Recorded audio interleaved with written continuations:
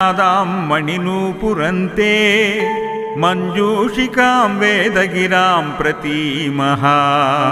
सन्निन्तयामि प्रतिभादशास्तान्